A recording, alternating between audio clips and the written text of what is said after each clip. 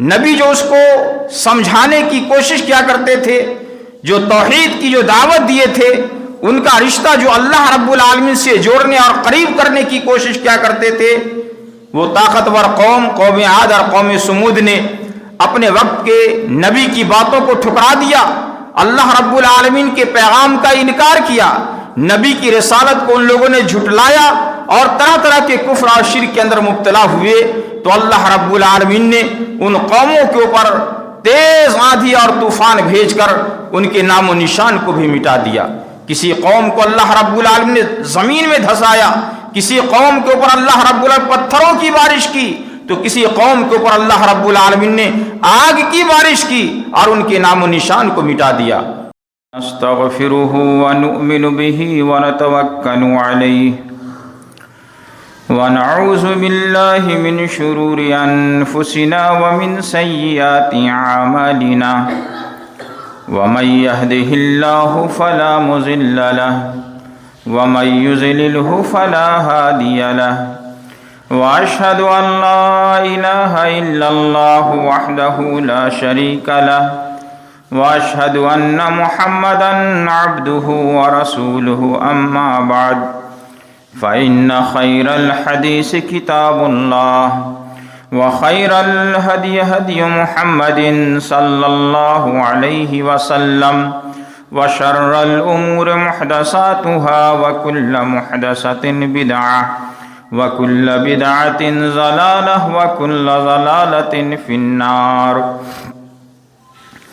فاعوذ باللہ من الشیطان الرجیم، بسم اللہ الرحمن الرحیم،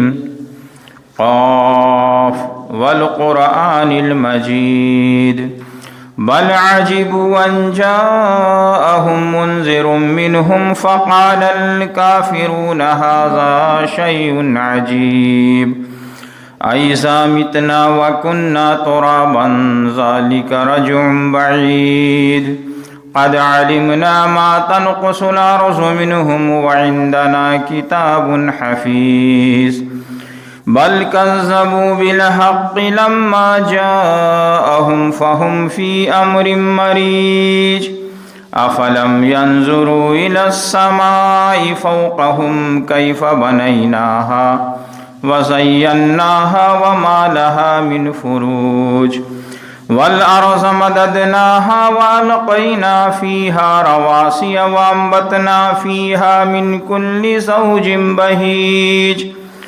تَبْصِرَةً وَذِكْرَى لِكُلِّ عَبْدٍ مُنِيبٍ وَنَزَّلْنَا مِنَ السَّمَاءِ مَاءً مُبَارَكًا فَأَنبَتْنَا بِهِ جَنَّاتٍ وحب الحصيد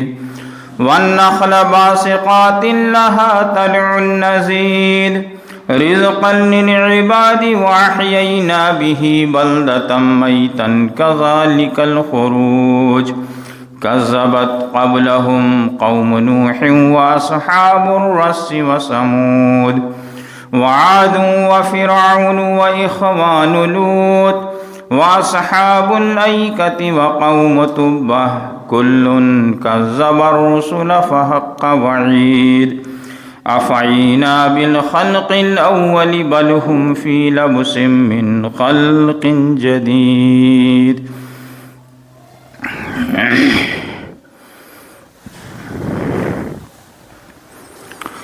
تمام تعریفیں، تمام خوبیاں اور بڑائیاں اس اللہ رب العالمین کے واسطے زیبا اور سزاوار ہیں، جو ساری کائنات کا پالنہار، بہت ہی بخشش کرنے والا، بہت ہی بڑا مہربان ہے۔ ہزارہ ہزار درود و سلام اس عظیم رسول کریم صلی اللہ علیہ وسلم پر، جن کی پاکیزہ تعلیمات نے صرف ہم انسانیت ہی کو نہیں بلکہ ساری کائنات کو زندگی کا نیا پیغام دیا، جو زینت کائنات بن کر دنیا میں تشریف لائے۔ اللہم صلی علی محمد وعلی آل محمد کما صلیت علی ابراہیم وعلی آل ابراہیم انک حمید مجید۔ اللهم بارک علی محمد وعلی آل محمد کما بارکت علی ابراہیم وعلی آل ابراہیم انک حمید مجید۔ معزز سامعین کرام، میرے اسلامی نوجوان دوستو اور عزیز بچوں، آج یہ جمعہ کا دن ہے اور ہم اور آپ تمام دوست و احباب اس جامع مسجد مہوا ویشالی کے اندر اس لیے جمع ہوئے ہیں کہ خطبہ جمعہ کے اندر ہم ایک خطیب کی زبانی قرآن و احادیث کی روشنی میں کچھ سبق کو، کچھ دروس کو سیکھیں اور ان کو سیکھ کر اپنی عملی زندگی کے اندر بھی لائیں اور دوسروں تک بھی پہنچائیں۔ ساتھ ہی ساتھ اللہ رب العالمین سے دعا کریں کہ اللہ رب العالمین ہم تمام سامعین کی آج کی اس مجلس اور آج کی ان عبادتوں کو، ذکر و اذکار کو، تعریف و توصیف کو اللہ رب العالمین شرف قبولیت بخشے اور دونوں جہاں کے اندر نجات کا ذریعہ بنائے۔ معزز سامعین کرام، آج میں جس عنوان کے تحت آپ سامعین سے گفتگو کرنے جا رہا ہوں، میرا آج کا یہ عنوان ہے امم سابقہ اور فیصلہ ربانی۔ تاریخ انسانیت پر جب ہم ایک نظر ڈالتے ہیں تو یہ بات روز روشن کی طرح عیاں ہو جاتی ہے کہ تمام امم سابقہ کی تباہی و بربادی شرک و بدعات، شرک و کفر کے علاوہ طرح طرح کے گناہوں اور جرائم میں ملوث ہونے کی بنا پر تھی۔ اور قرآن حکیم کا جب ہم آپ مطالعہ کریں گے تو قرآن حکیم کا زیادہ تر حصہ امم سابقہ یعنی پہلی والی قوم جو گزری ہے ان کے مجرمانہ حرکتوں اور اس کے انجام پر مشتمل ہے۔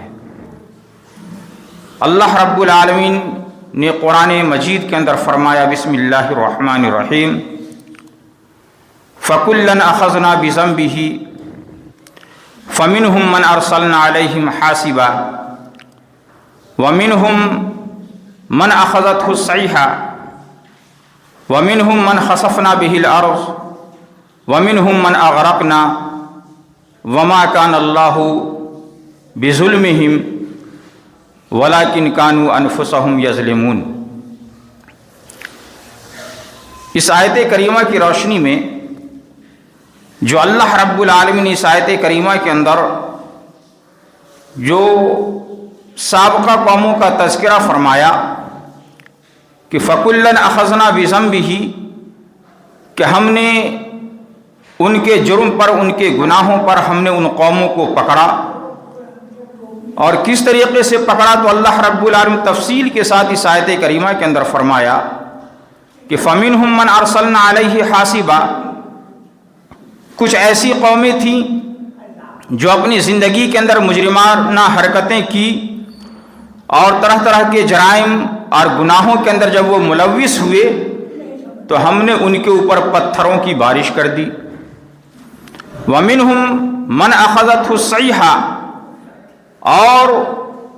اس میں سے کچھ ایسی قومیں تھیں جن کے اوپر ہم نے پتھروں کی بارش کی۔ تو کسی کے تعلق سے اللہ رب العالمین نے فرمایا کہ ہم نے تیز آندھی اور طوفان کو ہم نے بھیجا۔ کسی قوم کے تعلق سے اللہ رب العالمین نے فرمایا کہ ہم نے ان کو زمین میں دھسا دیا۔ اور کچھ ایسی قومیں تھی کہ وَأَغْرَقْنَا مِنْهُمْ، کہ ہم نے اس کو پانی کے اندر غرق کر دیا، ڈبو دیا۔ اور اللہ رب العالمین نے فرمایا کہ ہم اس کے اوپر ظلم کرنے والے نہیں تھے، وَلَٰكِنْ كَانُوا أَنفُسَهُمْ يَظْلِمُونَ، بلکہ وہ خود اپنی ذات پر، اپنی نفس پر ظلم کرنے والے تھے، جن کی بنا پر ہم نے ان کو طرح طرح کے عذابوں کے اندر مبتلا کیا اور اس کے نام و نشان کو ہم نے مٹا دیا۔ جب ہم قرآن اس آیات کی روشنی میں دیکھتے ہیں تو سب سے پہلے اللہ رب العالمین نے قوم نوح کا تذکرہ قرآن مجید کے اندر فرمایا کہ نوح علیہ السلام کی قوم کو کس طریقے سے اللہ رب العالمین نے سمندروں کے اندر، نوح علیہ السلام کی قوم کے اوپر اللہ رب العالمین نے زمینوں سے اور آسمان سے، زمینوں سے پانی نکالا اور آسمان سے بارشوں کا نزول کیا، اور اللہ رب العالمین نوح علیہ السلام کی قوم کو اسی پانی میں غرق کر کے ڈبو کر ان کے نام و نشان کو ہمیشہ کے لیے اللہ رب العالمین مٹا دیا۔ اسی طریقے سے قوم عاد اور قوم سمود ایک بڑی طاقتور قوم تھی، بڑے بڑے پہاڑوں کو اپنے ہاتھوں سے تراش کر بڑی بڑی حویلیاں اور خوبصورت مکانات بنا لیا کرتے تھے اور اس کے اندر عیش و آرام کی زندگی گزار رہے تھے۔ لمبے ترنگے تھے، کافی قوت والے تھے، طاقت والے تھے، اور ان کو اپنی طاقت پر غرور اور گھمنڈ تھا، لیکن اللہ رب العالمین نے فرمایا کہ وہ اپنی طاقت اور قوتوں کے اوپر غرور اور گھمنڈ کر رہے تھے، اور جو ان کے درمیان نبی بن کر کے آئے، صالح علیہ السلام کی شکل میں ہو یا ہود علیہ السلام کی شکل میں ہو، ان لوگوں نے اپنے وقت کے نبی کی باتوں کو ٹھکرا دیا، انکار کر دیا۔ نبی جو اس کو سمجھانے کی کوشش کیا کرتے تھے، جو توحید کی جو دعوت دیے تھے، ان کا رشتہ جو اللہ رب العالمین سے جوڑنے اور قریب کرنے کی کوشش کیا کرتے تھے، وہ طاقتور قوم عاد اور قوم سمود نے اپنے وقت کے نبی کی باتوں کو ٹھکرا دیا، اللہ رب العالمین کے پیغام کا انکار کیا، نبی کی رسالت کو ان لوگوں نے جھٹلایا اور طرح طرح کے کفر اور شرک کے اندر مبتلا ہوئے، تو اللہ رب العالمین نے ان قوموں کے اوپر تیز آندھی اور طوفان بھیج کر ان کے نام و نشان کو بھی مٹا دیا۔ کسی قوم کو اللہ رب العالمین نے زمین میں دھسایا، کسی قوم کے اوپر اللہ رب العالمین پتھروں کی بارش کی، تو کسی قوم کے اوپر اللہ رب العالمین نے آگ کی بارش کی اور ان کے نام و نشان کو مٹا دیا۔ لوط علیہ السلام کی قوم کا تذکرہ جو قرآن مجید کے اندر پڑھیں گے تو لوط علیہ السلام کی قوم بھی ایسی قوم تھی جو اپنے وقت کے نبی لوط علیہ السلام کی باتوں کو اپنی خاطر میں نہیں لائے، ان کی باتوں کو فراموش کر گئے، اپنے وقت کے نبی کی باتوں کو جھٹلایا، اور طرح طرح کے جرائم کے اندر وہ لوگ مبتلا تھے، جن کی بنا پر اللہ رب العالمین نے فرشتوں کو بھیجا، اور فرشتے لوط علیہ السلام کی ان بستی کو اپنی ہتھیلی پر اٹھا کر آسمان پر لے گئے اور آسمان سے پھر زمین پر پٹخ دیا، اور ان کے نام و نشان کو اللہ رب العالمین مٹا دیا۔ فرعون اور آل فرعون جو اپنے آپ کو یہ کہا کرتا تھا کہ میں ہی زمین کا بادشاہ ہوں، میں ہی زمین کا رب ہوں، مجھے رب مانو، اور کچھ ایسی قومیں تھیں ان کے ساتھ جو ان کو رب اعلیٰ مانا کرتی تھی، لیکن فرعون کا کیا حشر ہوا کہ اللہ رب العالمین نے ان کو بھی، فرعون اور آل فرعون کو بھی اللہ رب العالمین نے سمندروں کے اندر غرق کر کے ایک عبرت کا نشان بنا دیا دنیا والوں کے لیے کہ دیکھو، جو اپنے آپ کو رب بنائے، جو اپنے آپ کی بادشاہت کو دوسروں سے قبول کروائے کہ میں ہی سب سے بڑا رب ہوں، تو کس طریقے سے اللہ رب العالمین کا عذاب فرعون اور آل فرعون پر آیا اور ان کے نام و نشان کو اللہ رب العالمین نے کس طریقے سے مٹا دیا۔ اب تواریخ کا مطالعہ کریں گے، قرآن مجید کا مطالعہ کریں گے، بہت ساری قوموں کے تعلق سے اللہ رب العالمین نے اسی طریقے سے تفصیل کے ساتھ فرمایا ہے۔ تو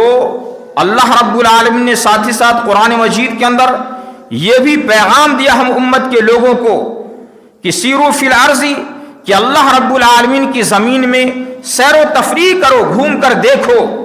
کہ کس کس طریقے سے پہلی والی قوم کے اوپر اللہ رب العالمین کا عذاب آیا، اس لیے تاکہ ہم اس سے ایک عبرت حاصل کریں کہ اگر ہماری زندگی بھی ویسی ہی زندگی ہوگی جیسے کہ پہلے والے قوم کی ہوئی. وہ لوگ شرک و بدعات کے اندر مبتلا ہوئے, خرافات کے اندر مبتلا ہوئے, کفر کے اندر مبتلا ہوئے, طرح طرح کے جرائم اور گناہوں کے اندر مبتلا ہوئے, تو اللہ رب العالمین نے اس کو درس عبرت بنا دیا. اگر ہماری زندگی کے اندر بھی اگر یہی رویہ رہا اور یہی عمل رہا تو کہیں ایسا نہ ہو کہ ہماری زندگی بھی اسی طریقے سے تباہ و برباد ہو جائے. آج معاشرے کا محاسبہ کیجئے. آج اس موجودہ دور میں بھی آج ہر قریہ اور ہر شہر کے اندر بہت سارے شرک و بدعت اور خرافات موجود ہیں, اور اگر ان خرافات سے,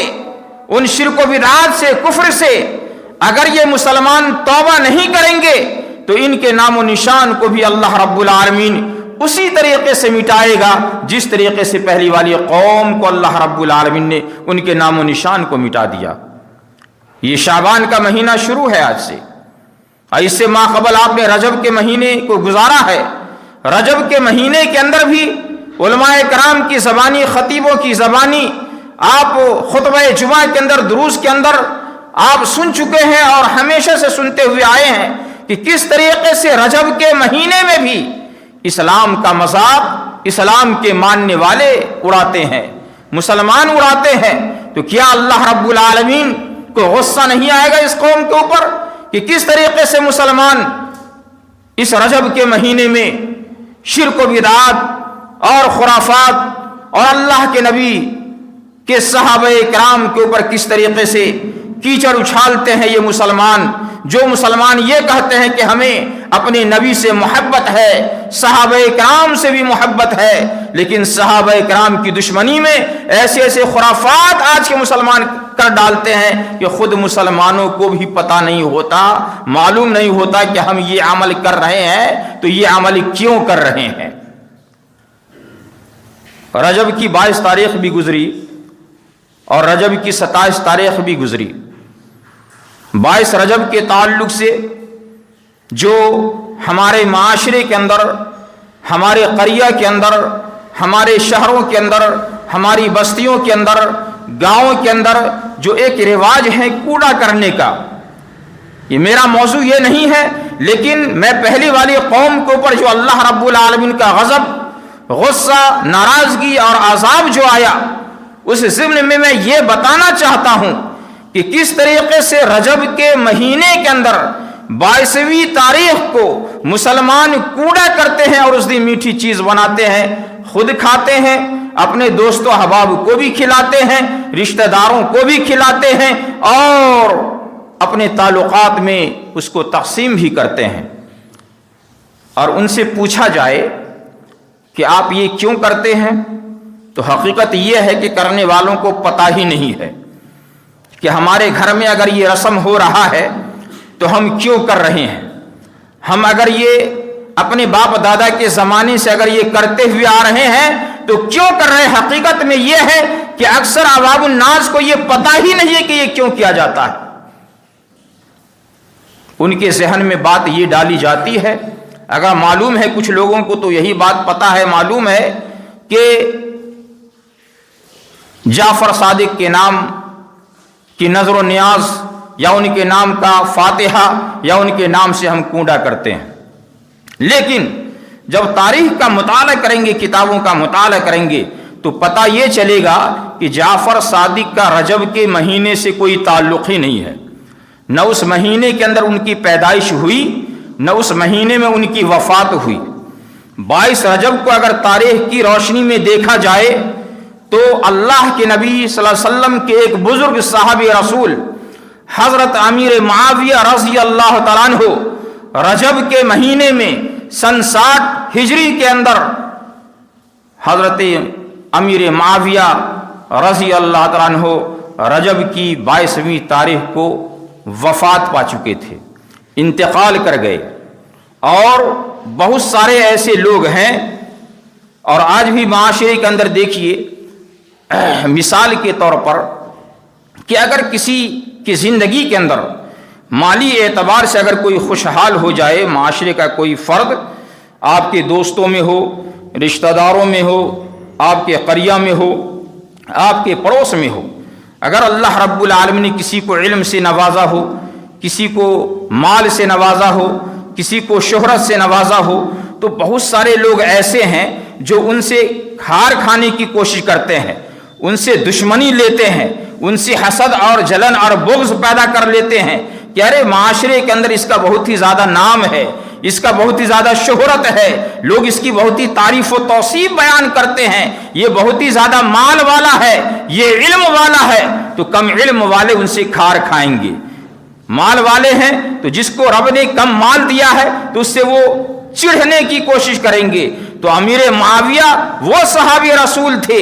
کہ امیر معاویہ کے دور میں مسلمانوں کو ایک نئی طاقت ملی تھی، مسلمانوں کو ایک نئی طاقت ملی، تو جو مسلمان ان سے کھار کھاتے تھے تو ان لوگوں نے اس دن میں اپنے امام جعفر صادق کے نام کی نظر و نیاز اور کنڈا بھرنا شروع کر دیا۔ کیوں؟ اس لیے تاکہ اپنی دشمنی اور بغض ہم نکالیں امیر معاویہ کے ذریعے سے، نام ان کا ہو عوام الناس کے سامنے اور نشانہ بنایا جائے امیر معاویہ کو۔ تو 22 رجب کو امیر معاویہ رضی اللہ تعالیٰ عنہ انتقال فرمائے، اور اسی بغض میں، اسی دشمنی میں آج مسلمانوں کے اندر یہ رسم پا چکا ہے، یہ رواج پا چکا ہے، شرک و بدعات اور خرافات آ چکا ہے۔ اس لیے مسلمانوں کو توبہ کرنی چاہیے، رجوع کرنی چاہیے، اور اپنے باپ دادا کے رسم و رواج کو چھوڑنی چاہیے۔ آپ علم سیکھیے، آپ قرآن کو سیکھیے، احادیث نبویہ کو سیکھیے۔ علماء کرام جو دلائل کی روشنی میں اگر آپ کو بتانے اور سمجھانے اور مطمئن کرنے کی کوشش کرتے ہیں تو علماء کرام سے قریب ہوں، دلائل کی روشنی میں اس کو سمجھنے کی کوشش کیجئے کہ جب ہم کو اپنے نبی سے محبت ہے، صحابہ کرام سے محبت ہے، تو یہ رسم جو ہم کر رہے ہیں کیا یہ اسلام کے اندر داخل ہے؟ یہ اسلام تو نبی کے زمانے مبارکہ کے اندر مکمل ہو چکا ہے، اور اس دین اسلام سے اللہ رب العالمین راضی اور خوش ہو چکے ہیں۔ تو جو دین اسلام نبی کے زمانے مبارکہ کے اندر کامل اور مکمل ہو چکا ہے، اسی دین اسلام کے مطابق ہم اور آپ زندگی گزاریں گے تو دنیا کے اندر بھی کامیابی ملے گی اور آخرت کے اندر بھی کامیابی ملے گی۔ اگر اس دین سے ہٹ کر اپنی جانب سے دین کے اندر کچھ داخل کرنے کی کوشش کریں گے تو آپ کا یہ عمل ناقص ہوگا، اور آپ کی دنیا بھی تباہ و برباد ہوگی اور آخرت بھی تباہ و برباد ہوگی۔ اس لیے موت کے آنے سے قبل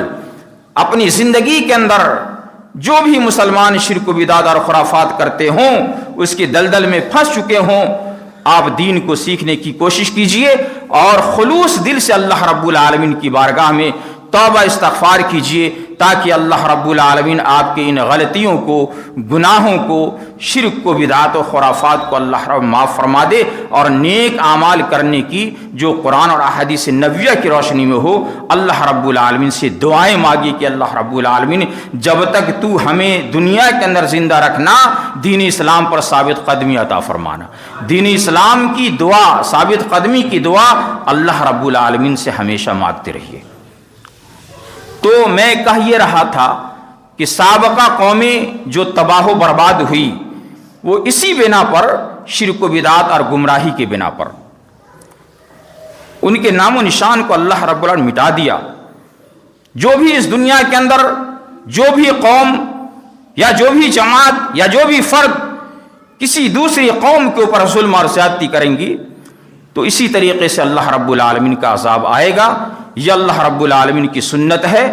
اور یہ ہمیشہ قیامت کے دن تک اللہ رب العالمین کی سنت باقی رہے گی کہ جو بھی ہماری زمین پر ظلم اور زیادتی کریں گے تو اس کے اوپر اللہ رب العالمین کے عذاب کا کوڑا برستا ہے۔ آپ قرآن مجید کا مطالعہ کریں، سورہ فیل کو دیکھ لیجئے، کس طریقے سے اللہ رب العالمین نے ہاتھی والی کا قصہ اس امت کے سامنے پیش کیا۔ یہ اللہ رب العالمین کو کیا ضرورت تھی یہ ہاتھی والوں کا قصہ، یہ قوم نوح کا قصہ، اور اسی طریقے سے قوم عاد اور قوم سمود کے واقعہ، قوم لوط کے واقعہ، فرعون آل فرعون کا واقعہ،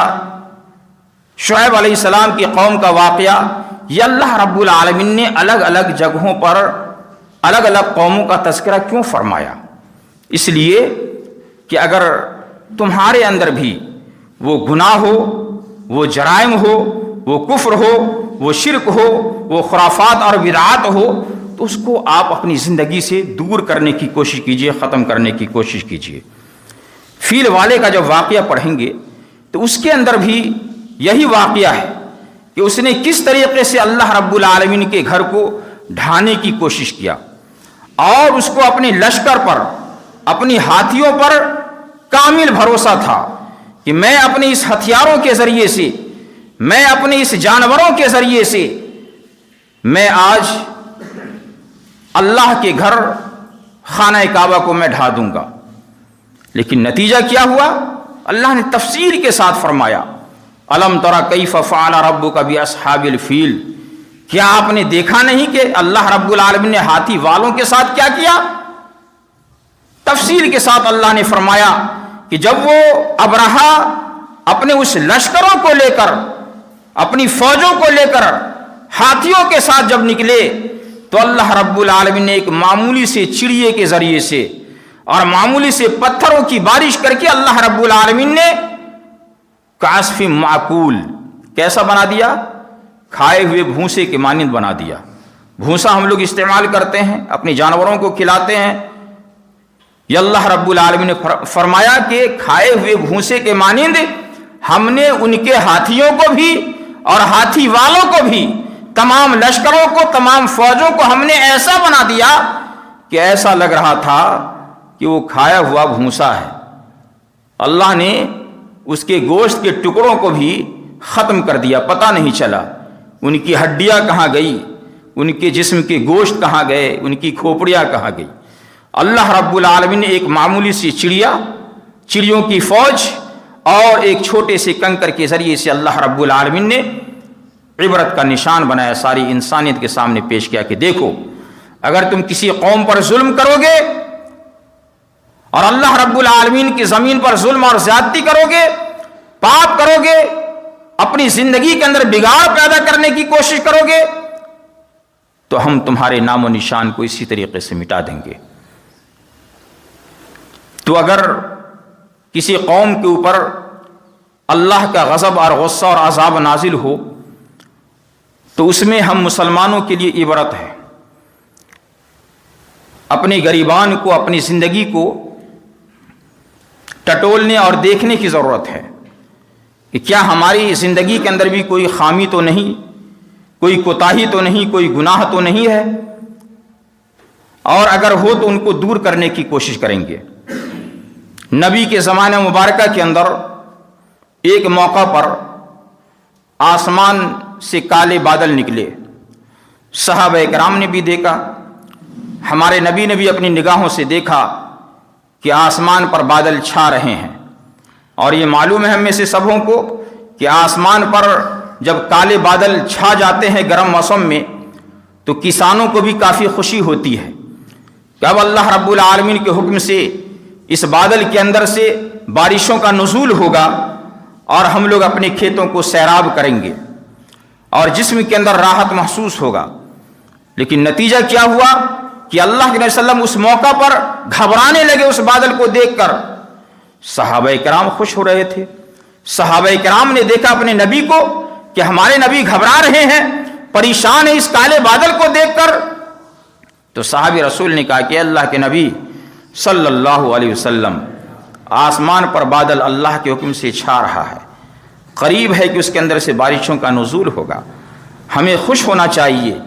آپ پریشان ہو رہے ہیں، آپ گھبرا رہے ہیں۔ تو اس موقع پر اللہ علیہ وسلم نے صحابہ کرام کو جواب دیا اور صحابہ کرام کو مطمئن کیا کہ مجھے معلوم نہیں کہ اس بادل کے اندر سے یہ اللہ رب العالمین کی رحمتوں کی برکھا ہوتی ہے کہ کہیں ایسا نہ ہو کہ اس کالے بادل کے اندر سے اللہ رب العالمین کا عذاب نازل ہو جائے۔ یہ اللہ کے نبی اس بادل کو دیکھ کر خوش نہیں بلکہ رنجیدہ ہونے لگے، غمگین ہو گئے، پریشان ہو گئے۔ تو اس حدیث سے بھی پتہ یہ چلتا ہے کہ اگر کسی قوم کے اوپر اللہ رب العالمین کا عذاب آ جائے تو ہم کو اس موقع پر ہم کو خوش نہیں ہونی چاہیے بلکہ فوراً اللہ رب العالمین کی جانب رجوع کرنی چاہیے اور اپنے گناہوں پر نادم اور شرمندہ ہو کر توبہ استغفار کرنی چاہیے کہ کہیں ایسا نہ ہو کہ ان جرائم کی بنا پر ان قوموں کے اوپر اللہ رب العالمین کا غضب اور غصہ اور عذاب آ رہا ہے، کہیں ایسا نہ ہو کہ ہماری زندگی کے اندر بھی اگر کوئی کوتاہی ہوگی، کوئی شرک و بدعات اور خرافات ہوگا، تو کہیں ایسا نہ ہو کہ اس کی پکڑ کے اندر ہم بھی آ جائیں۔ تو خوشی کے بجائے اللہ رب العالمین سے ہم لوگوں کو قریب ہونی چاہیے، اور اللہ رب العالمین کے غضب اور غصے سے بچنے کے لیے اللہ رب العالمین کی عبادتوں میں مشغول ہونی چاہیے، اس کا ذکر و اذکار کرنی چاہیے، اس کی تعریف و توصیف بیان کرنی چاہیے۔ اسی طریقے سے اللہ رب العالمین نے سابقہ قوموں کا تذکرہ فرماتے ہوئے، اور جیسا کہ میں نے فیل کا واقعہ پیش کیا، اسی طریقے سے بہت ساری احادیث نبویہ کے اندر اور قرآنی آیات کے اندر اللہ رب العالمین نے جو بار بار یہ اہل ایمان کو، اس امت محمدیہ کو قرآنی آیات کے ذریعے سے جگانے کی کوشش کیا ہے کہ اپنی زندگی کو اللہ رب العالمین سے قریب کرو۔ اور یہ معلوم ہے کہ انسانی زندگی میں اللہ کی نگاہ میں جو سب سے بڑا جرم ہے، سب سے بڑا پاپ ہے، سب سے بڑا گناہ ہے، جس کو گناہ عظیم کہتے ہیں، وہ شرک ہے۔ شرک سے ہمیشہ ہم اہل ایمان کو چوکنا رہنا چاہیے، لیکن آج مسلمان شرک کو بہت ہی ہلکے میں لیتے ہیں، اور وہ یہ بھی نہیں جانتے کہ توحید کیا چیز ہے اور شرک کیا ہے۔ توحید کے فرق کو اور شرک کو سمجھنے کی کوشش کیجیے، دونوں کو سمجھیں گے علماء کرام کے ذریعے سے، تب جا کر کے آپ کی زندگی کے اندر نکھار پیدا ہوگا۔ اللہ رب العالمین نے قرآن مجید کے اندر فرمایا کہ ان اللہ لا یغیر ما بقوم حتی یغیر ما بانفسہم۔ اللہ رب العالمین نے آج تک اس قوم کی حالت نہیں بدلی، نہ ہو جس کو خود اپنی حالت کے بدلنے کا۔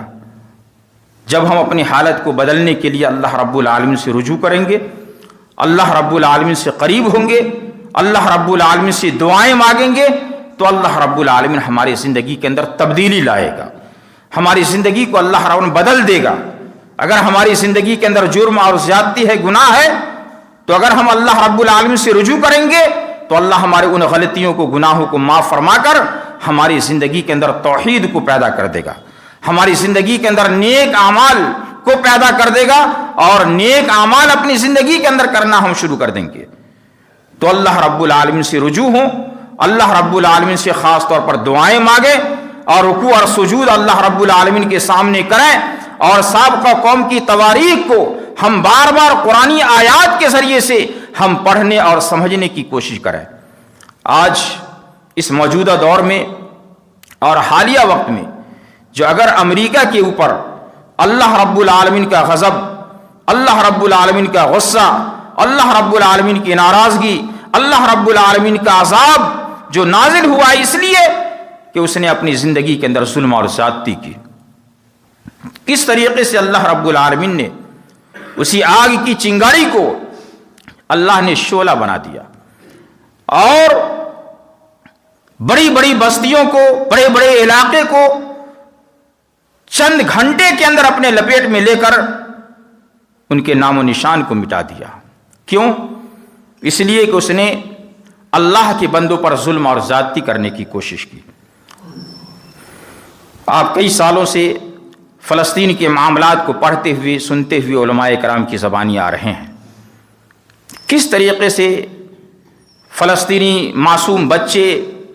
کے جسم کے پرخچے اڑائے گئے، کتنی ساری مائیں ہیں جو بیوہ ہو گئیں، کتنی بہنیں ہیں جن کی زندگی ختم ہو گئی، کتنے معصوم بچے ہیں جو یتیم ہو گئے، کس کی بنا پر؟ یہ یہودیوں اور امریکیوں کی بنا پر کہ انہوں نے فلسطینی کے اوپر ظلم اور زیادتی کی، بموں کی بارش کی، ان کے گھر بار کو مسمار کر دیا، نام و نشان کو مٹا دیا۔ لوگ پہچاننے سے قاصر ہے کہ ہمارا گھر کس جگہ موجود تھا، میری حویلیاں، میرے وہ بنگلے، میری وہ جھوپڑیاں کہاں پہ تھی۔ انہوں نے ظلم کیا تو اللہ رب العالمین نے ان کی بستیوں کو بھی پکڑا، اور اللہ نے قرآن مجید کے اندر فرمایا کہ ان بطش ربک لشدید، اللہ کی پکڑ بہت ہی زیادہ سخت ہوتی ہے۔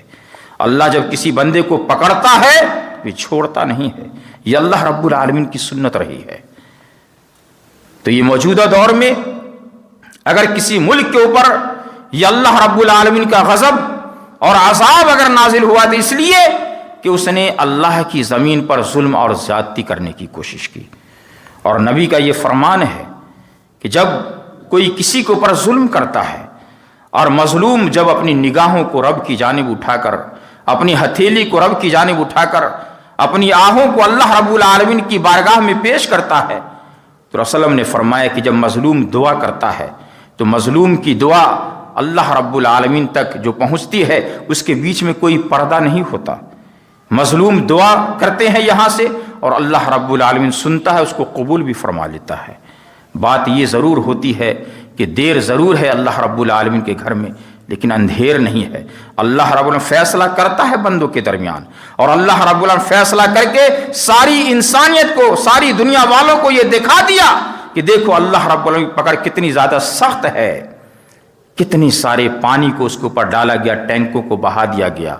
جہازوں کے ذریعے سے ہو، ٹینکروں کے ذریعے سے ہو، لیکن جیسے جیسے جوں جوں اس کے اوپر پانی ڈالا گیا وہ ایک شعلہ اور بھڑکتا رہا، پٹرول کا کام کیا۔ یہ اللہ رب العالمین ہر چیز پر قادر ہے۔ اس لیے ہر انسان کو چاہیے کہ اپنے مجرمانہ حرکتوں سے بچنے کی کوشش کرے، اور اگر کسی کے اندر کسی بھی طریقے کا چھوٹا ہو یا بڑا ہو، ظلم، زیادتی، گناہ، پاپ ہو تو اس سے توبہ کر لیں، نہیں تو اس کا نتیجہ آپ کو دنیا کے اندر بھگتنا ہی پڑے گا۔ ایمان والے ضرور ہیں، مسلمان ہیں، اللہ پر ہمارا ایمان ہے، اللہ کی کتاب پڑھتے ہیں، نبی کی رسالت کو ہم تسلیم کرتے ہیں، لیکن اگر آپ کی زندگی کے اندر کسی کے تعلق سے اگر بغض ہوگا، عناد ہوگا، کبر ہوگا، غرور ہوگا، گھمنڈ ہوگا، گناہ ہوگا، تو اس کی سزا آپ کو دنیا کے اندر بھی ملے گی اور آخرت کے اندر بھی سزا ملے گی۔ یہ اللہ رب العالمین قادر ہے ہر چیز کے اوپر۔ اس لیے اپنی مختصر سی زندگی کو ہم لوگ پاک و صاف کرنے کی کوشش کریں، ہر طرح کے غلاظتوں سے، گندگیوں سے پاک و صاف کریں، اور اللہ رب العالمین کی بارگاہ میں رجوع کریں، اللہ رب العالمین سے دعا کرتے رہیں، اور سب سے بڑی دعا یہ ہے، کامیابی کی دعا یہ کریں، ربنا آتنا فی الدنیا حسنۃ وفی الآخرۃ حسنۃ وقنا عذاب النار۔ دنیا کی کامیابی کے لیے بھی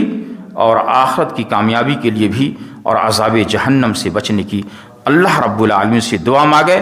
دعا کریں کہ اللہ رب العالمین ہم تمام اہل ایمان کو جب تک دنیا کے اندر زندہ رکھے، قرآن اور احادیث نبویہ کے مطابق زندگی گزارنے اور سنوارنے کی توفیق عطا فرمائے، اور دین اسلام پر ثابت قدمی کی دعائیں مانگیں، جس طریقے سے ہمارے نبی محمد مصطفیٰ صلی اللہ علیہ وسلم اپنی پاک زندگی کے اندر خود دعا مانگے، اور اپنے صحابہ کرام اور صحابیات کو بھی دعا سکھائے کہ یا مقلب القلوب ثبت قلبی علی دینک، کہ اے دلوں کے پھیرنے والے تو ہمارے دل کو دین اسلام پر ثابت قدم کر دے۔ اللہ رب العالمین سے دعا گو ہے کہ اللہ رب العالمین ہر طرح کے شرک و بدعت اور گمراہی سے بچتے ہوئے اے اللہ رب العالمین قرآن اور حدیث نبویہ کی روشنی میں زندگی گزارنے کی توفیق عطا فرمانا۔ ساتھ ہی ساتھ اے اللہ رب العالمین اگر ہماری زندگی کے اندر کوئی گناہ ہو تو اے اللہ تو رحمان اور رحیم ہے، غفار اور غفور ہے، اپنی ان صفتوں کے ذریعے سے ہم تمام اہل ایمان کے گناہوں اور غلطیوں کو معاف فرما دینا۔ ساتھ ہی ساتھ اے اللہ رب العالمین اس دنیا سے رخصت ہونے کے بعد سب سے پہلی منزل قبر ہوگی، اس پہلی منزل قبر کو جنت کے باغوں میں سے ایک باغ بنا دینا، منکر نکیر کے سوالوں کے جواب پر ثابت قدمی عطا فرمانا، اور اپنے رحم و کرم سے حشر کے میدان میں اپنے عرش کے سائے کے نیچے جگہ عطا فرمانا، نبی رحمت کے مبارک ہاتھ سے جام کوثر نصیب عطا فرمانا، پل صراط کی منزل کو آسان فرما دینا، عذاب قبر عذاب جہنم سے بچائے رکھنا، اور نیکیوں کو قبول فرما کر اپنے فضل و کرم سے جنت میں اعلیٰ مقام عطا فرمانا۔ آمین۔ سبحان اللہ و بحمدہ، سبحان اللہ العظیم۔